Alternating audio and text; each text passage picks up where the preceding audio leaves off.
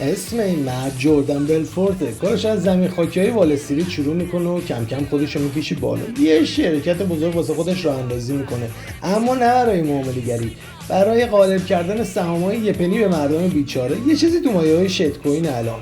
اون که با دوستاش این کار رو شروع کرده بود کم کم پولشون از پارو بالا میره، اما بعد از یه مدت اونا از مسیر خارج میشن و میزنن تو کار عیاشی و بریز و به پاش. همین باعث میشه مأمور FBI زیر نظرشون بگیره و بعد از یه مدت مدارکی داله بر کلاهبرداری ازشون پیدا میکنن، اونا رو میندازن زندان.